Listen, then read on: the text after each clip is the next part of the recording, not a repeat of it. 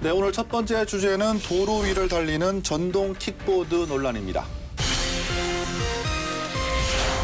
최근 전동 킥보드가 인도, 차도를 구분하지 않고 점령하고 있다면서 급증하는 안전사고에도 관련 법규와 규제가 없는 점은 새로운 사회 문제로 전동 킥보드를 타다가 사고를 당한 고교생이 치료받는 중 사망하는 사건이 있었고요. 굴착기에 치여서 숨지는 사고도 발생했습니다. 12월 10일부터 개인용 이동 수단에 대한 규제가 대폭 또 완화가 된다고 하더라고요. 면허 소지 없이 만 13살 이상이면 이용이 가능하고 헬멧은 의무 착용 대상이긴 하지만 2만 원 범칙금 규정도 이미 사라지게 됩니다. 네, 도로 위를 달리는 전동 킥보드. 대구에서도 이제 흔히 볼 수 있는 일상적인 거리 풍경이 됐습니다. 불과 얼마 전까지만 해도 낯선 이동 수단이었는데요. 도시와 관광지를 중심으로 사용 인원이 급격하게 늘어나고 있습니다. 차세대 이동 수단이라는 각광도 받고 있지만 크고 작은 사고가 끊이지 않아서 논란이 커지고 있다고 합니다. 늘어나는 개인형 이동 수단 수요의 명암을 짚어보겠습니다. 자, 먼저 이 기자. 네네. 전동 킥보드가 뭔지 모르는 분들도 있을 겁니다. 설명부터 좀 부탁드릴까요? 네, 시청자분들도 대구 거리를 지나다가 보라색 킥보드를 타고 달리는 청년들을 보셨을 겁니다. 또 심지어는 지금 시청자분들께서도 직접 이 전동 킥보드를 이용하고 계신 분들이 계실 텐데요. 이 개인용 이동수단은 전기를 동력으로 하는 1인용 탈 것을 말합니다. 영어로는 퍼스널 모빌리티, 스마트 모빌리티라고도 부르는데요. 전동 킥보드부터 그냥 동그란 바퀴 모양을 하고 있는 전동 휠, 또 전동 스케이트보드, 전동 자전거 등 그 모양도 가지각색입니다. 네, 이게 저는 최근부터 많이 보기 시작하는데 배 기자, 이게 언제부터 생기기 시작했습니까? 이 개인형 이동 수단의 역사는 무려 20년 전으로 거슬러 올라가야 합니다. 2001년 그 미국의 발명가 딘 카멘이 개발한 세그웨이가 이 첫 개인형 이동 수단 사례로 대표된다고 합니다. 해당 제품은 출시 초기 많은 그 유명 인사로부터 주목을 받으며 화제를 모았는데요. 애플의 스티브 잡스는 이 세그웨이를 PC 발명에 버금가는 것이라고 비유를 했고, 또 애플 공동 창업자인 스티브 워즈니악은 몸소 그 세그웨이를 끌고 실리콘밸리 애플 스토어에 등장하기도 했습니다. 네. 다만 많은 기술이 그렇듯 초창기에는 별 볼 일 없이 끝나는 경우가 많잖아요.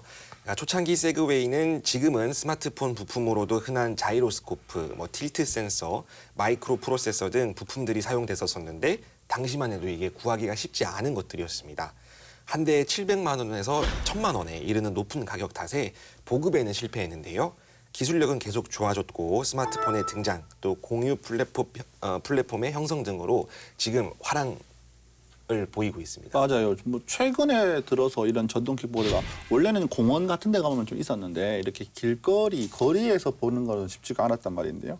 시장이 그만큼 급부상하고 있다는 증거겠죠? 네, 한국교통연구원이 그 6월에 발간한 그 개인형 이동수단 이용 및 이 공유 비즈니스 현황과 전망을 살펴보면 이 개인용 이동수단 시장 규모가 급속도로 커지고 있음을 확인할 수 있습니다. 이 전기 자전거와 전동 킥보드, 전동 휠을 중심으로 관련 제품 시장 현황을 살펴봤는데요. 지난해 기준으로 해외 시장은 4,313만 3천 대가 판매된 것으로 파악이 됐습니다. 네. 국내 시장은 19만 6,200대로 파악됐습니다. 국내 시장의 경우 개인형 이동수단의 판매 대수가 2017년 9만 7,500대에서 2018년 16만 6,500대, 2019년에는 19만 6,200대로 지속해서 늘어나고 있습니다. 개인용 이동 수단 조금 전에 이 기자께서 말씀하신다는 게 초창기에는 700만 원에서 1000만 원대까지 한다고 했는데 대부분은 공원에 타는 분들은 자기 소유의 자기가 구매를 해서 타는 분들이 많은데 최근에는 이용료를 내고 빌려서 타는 이른바 공유 플랫폼을 이용하는 분들도 많아지고 있는 것 같아요. 네, 그렇습니다. 우리나라도 마찬가지고 전 세계의 추이도 이 공유 플랫폼을 이용해서 개인형 수단을 이용하는 상황입니다. 일종의 좀 쉽게 말하면 렌트카 같은 네. 개념이죠.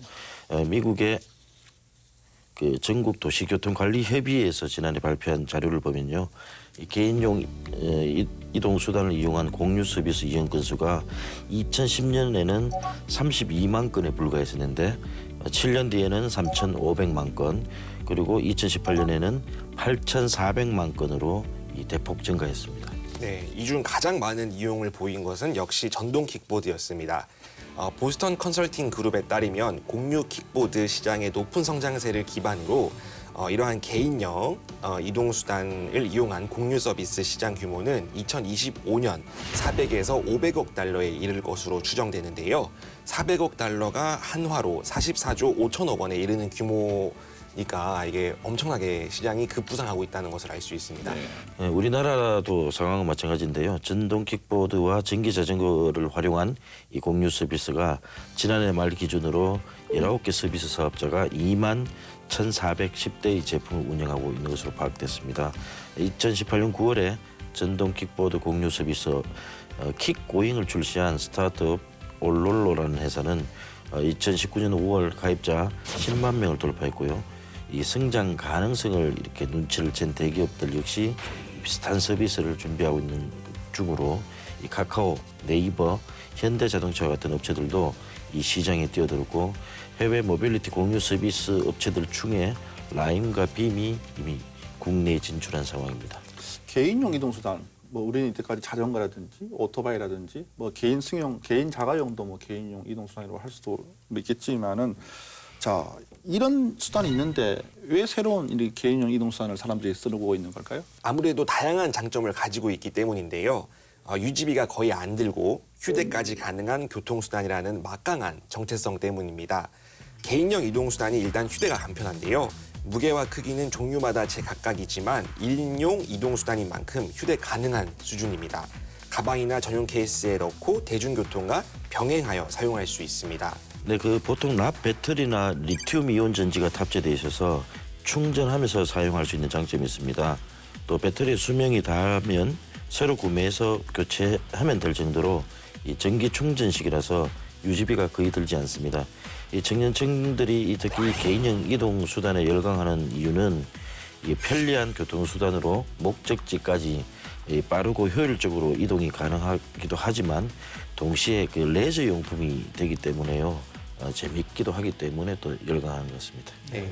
개인형 이동수단을 사용하는 대구 시민들을 만나봤습니다. 대구 동구에서 카페를 운영하고 있는 30대 남성 A씨 같은 경우에는요. 매일 소유한 전동 킥보드를 가지고 출퇴근을 합니다. 자기 겁니까? 네, 자기 겁니다. 네네. 근데 이제 뭐 일터인 카페와 자택을 오갈 수 있는 뭐 대중교통, 버스나 뭐 도시철도가 조금 애매한 거리에 있어서 이렇게 걸어가기도 애매하고 근데 그렇다고 자기 차를 끌고 가기에는 또 거리가 너무 가깝고 이렇게 해서 고민을 했다고 했었는데요. 전동 킥보드를 사용을 해보더니 너무 간편하게 또 원하는 목적지까지 효율적으로 갈 수 있어서 정말 만족스럽다라고 밝혔습니다. 네. 저는 어제 서울역에서 대구로 내려오는 KTX를 타고 있는데 어떤 여성분이 그 전동 킥보드를 들고 타더라고요. 이게 이제 개인 소유라서 가능한 일인데 그만큼 편리하다는 일인 것 같습니다. 뭐 사실 자동차로 대표됐던 이동수단의 목적이 더욱 먼 거리를 더욱 빠르게 이동하는 것이 목표였잖아요. 네. 근데 자동차의 대체제로서는 뭐 거의 모터사이클 뭐 이런 것들이 거의 유일했었는데 최근에 등장하고 있는 이 개인형 이동수단의 패러다임은 더욱 편리하고 효율적으로 이동하는 것을 목표로 하고 있습니다. 네. 뭐 대중교통이 불편한 지역이 있다면 그런 지역에서 쓸 수 있는 교통수단이 되지 않을까 생각이 듭니다. 어떻습니까? 네, 그렇습니다. 아울러 그 관광지 같은 경우에는 이 먼 거리는 시티 투어 버스 등으로 이동할 수 있지만 관광지 안에서는 이 마땅한 이동 수단이 없는 게 사실입니다. 이 개인형 이동 수단이 이 관광 수단으로 곽광받을 수밖에 없는 이유입니다. 이 대구만 해도 중국 근대 골목이 그 비교적 한 자리에 그 관광지가 밀집돼 있어서 걸어서 돌아보려면 꽤 많은 시간이 걸리는 실정입니다. 이 국가와 지자체에서도 개인형 이동 수단을 적극 공부하고 있는데요. 그 자체로도 좋은 산업이 되고 이 관광 산업과 레저 산업 등에도 긍정적인 영향을 끼치고 있습니다. 이 대중교통망의 사각지도 해소는 물론이고 환경 측면에서는 공해가 거의 없다는 점도 큰 장점으로 부각되는 등 이 장점들이 많이 그 무궁무진한 상황입니다. 뭐 두 분께서 장점들을 많이 열거해 주셔서 사람들이 왜 전동 타는지 어느 정도 알 수 있을 것 같은데 워낙 대구는 뭐 도시철도나 시내 그 버스망이 잘 돼 있다고 하지만 그래도 소외 지역이 있을 수 있지 않습니까? 네. 그렇게 사는 사람들, 그쪽에서 생활하는 사람들이 전동 킥보드를 타고 그런 교통 수단을 하면서 한다는 건 충분히 이해가 되는데 너무 많이 늘어나고 있다는 지적도 있어요. 그렇기 때문에 사고도 빈번합니다. 저는 실제로 전동 킥보드 타고 가다가 어디에 부딪혀서 사고 나는 장면을 목격을 한 적이 있는데 뭐 오죽했으면 킥보드하고 고라니라는 동물을 합쳐서 킥날이라는 단어가 처음 생겼더라고요. 도로 위에서 불쑥 나타나서 운전자들을 기겁하게 하는 야생동물 고라니와 비교를 하고 있던데 어떻습니까? 네, 뭐 급증하는 안전사고에도 관련 법규와 규제가 없는 점은 새로운 사회 문제로 부상 중이기도 합니다. 전동 킥보드 저도 한번 타봤는데 실제로 시속 20에서 30km 주행할 수 있거든요. 근데 이게 자동차 운전에 익숙하신 분들이 느끼기에는 뭐 느리네라고 생각하실 수도 있겠지만 실제로 타보면 굉장히 빠른 속도입니다. 근데 제어하기가 익숙해지기까지 사실 그게 좀 시간이 많이 걸리고요. 워낙에 제품이 조잡한 경우에는 제어 장치나 이런 것들도 이게 조금 충분히 안전적이다라고 보기가 좀 어려운 제품들도 많고요. 여기에다가 크고 작은 사고도 잇따르고 있습니다. 인천에서는 전동 킥보드를 타다가 사고를 당한 고교생이 치료받는 중 사망하는 사건이 있었고요. 경기 하남시에서는 50대 남성이 이 킥보드를 타다가 이 굴착기에 치여서 숨지는 사고도 발생했습니다. 20대 대학생은 캠퍼스 안에서 킥보드를 타다가 사고가 나서 혼수 상태로 치료 중이기도 합니다. 이들 모두 한두 달 사이에 벌어진 희생자들인데요. 이들은 사고 당시 안전모 착용 등 기본적인 안전장치도 하지 않은 상태였다고 합니다. 충분히 필요한 교통수단이고 편리한 교통수단이긴 하지만 또 그만큼 위험성이 뒤따른다고 할 수가 있겠습니다. 저는 전동 킥보드 타는 사람들 중에 뭐 과반수 이상은 안전모라든지 다른 어떤 그 보호 장구를 착용하지 아는 것을 대부분 많이 봤거든요. 뭐 어떨 때는 뭐 2명이 킥보드 한 대를 타고 가는 경우도 봤는데 좀 많이 위험하지 않나라는 생각이 네. 듭니다. 어떻습니까? 뭐 심지어 이렇게 대학생들 중심으로는 그러니까 술 마신 뒤에 귀가를 위해서 캠퍼스 내에서 남자 학생들 2명이서 킥보드를 타고 확 이렇게 캠퍼스 내를 이제 소리 지르면서 이렇게 누비는 것도 봤었는데요. 컴컴한데, 네. 아무래도 조금 이제 이런 위험천만한 운행 행태 또 안전 규칙을 지키지 않는 것 때문에 이렇게 사고가 더 많이 발생하고 있다라는 지적도 나오고 있습니다. 도로교통공단과 경찰청이 발표한 전동 킥보드 사고 현황을 보면요. 2017년 117건, 2018년 225건, 또 지난해는 447건으로 해마다 2배씩 증가하고 있습니다. 위험천만한 전동 킥보드 이용을 바라보는 시민들의 민원도 폭증하고 있는데요. 서범수 국민의힘 의원이 발표한 자료에 따르면 전동 킥보드 등 개인용 이동수단 관련 민원은 2016년 290건에서 지난해 1927건으로 6배 이상 증가했습니다. 네, 뭐 안전에 대한 이야기가 나와서 말인데 저는 전동 킥보드를 되게 많이 봤지만 자동차처럼 전조등이 달린 전동 킥보드는 저는 며칠 전에 처음 봤거든요.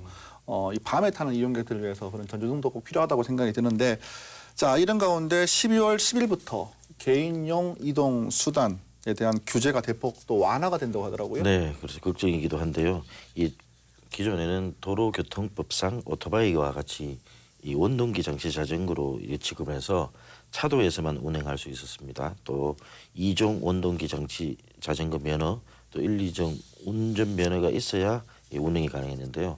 이 차도로만 주행만 가능했고 헬멧도 의무 착용하도록 해서 이를 어기면 범칙금 2만 원을 내야 했었습니다. 그런데요, 12월 10일부터 이 개인용 이동 장치로 분류가 되면서 면허도 대폭 완화됐습니다. 면허 소지 없이 만 13살 이상이면 이용이 가능하고 자전거 도로도 주행 가능하고 또 자전거 도로가 없을 때는 도로 우측 가장자리로 통행하면 될 뿐입니다. 헬멧은 의무 착용 대상이긴 하지만 2만 원 범칙금 규정도 이미 사라지게 됩니다. 네. 이 개인용 이동수단이 친환경 교통수단으로 주목받는 신산업 발전에 기여하고 또 자동차와 함께 차도를 달려야 하는 위험성 등을 고려하면 이런 개정안이 훨씬 더 효율적이다라는 정부의 계산이지만 이 비이용자들의 안전에는 우려의 목소리가 또 제기되고 있는 것이 사실입니다. 법만으로는 문제 해결이 어려운 상황 속에서 일부 지자체들은 안전과 편의, 양쪽의 균형을 맞춰보려는 선제적 행보에 나서고 있습니다. 네, 그래서 대구시가 실제로 지난 11월 6일 이 사회 각계각층의 자문위원 12명이 모인 가운데 이 급증하는 개인형 이동장치 운행 안전대책에 대한 논의를 이어갔습니다. 시민단체, 도로교통공단, 대구경북연구원, 대학생, 교육청, 경찰청 등에 속한 이 12명의 자문위원은 전동 킥보드에 대한 문제점과 대책 방안과 같은 주제를 놓고 의견을 제시했습니다. 이 전동 킥보드의 주 이용층인 대학생들은 전동 킥보드의 인도 점령, 그다음에 안전장비 미착용 등을 문제 삼았는데요. 이 자리에 참석한 경북대 문우연 총학생회장은 최근 전동 킥보드가 인도 차도를 구분하지 않고 점령하고 있다면서 제한 속도 25km는 차도에서는 너무 늦고 또 인도에서는 너무 빨라서 어느 쪽에서도 환영받지 못하고 있는 실정이라고 이렇게 토로를 했습니다. 네, 실제 이때 간담회에서는 각계각층에서 어려움을 많이 토로했었는데요. 경찰 관계자는 개인형 이동 장치에 대한 단속이 지난 7월부터 강화되고 있지만 정작 현장을 이제 적발해도 관련 법안이 없어서 단속이 어렵다. 또 시에서는 탑승 인원 제한, 안전모 등의 조례를 조속히 마련해 달라라고 요구를 했었고요. 또 뭐 교육청 관련해서는 교육청 관계자도 12월부터 규제가 완화되면은 어린 학생들도 이렇게 이제 전동 킥보드를 많이 탈 것으로 보이는데 적어도 어린이 보호구역 안에서는 이런 킥보드를 탈 수 없도록 또 해달라고 당부하기도 했었습니다. 네, 만 13세 이상이면 이용이 가능하다고 하는데 뭐 13세, 14세 어린이들이 전동 킥보드를 타고 도로 가정자리를 질주하는 모습 생각만 해도 위험하기 짝이 없을 것 같은데요. 여기에 대한 우리들의 시민들의 의식이 어떻게 뒤따라 주느냐가 중요할 것으로 보입니다.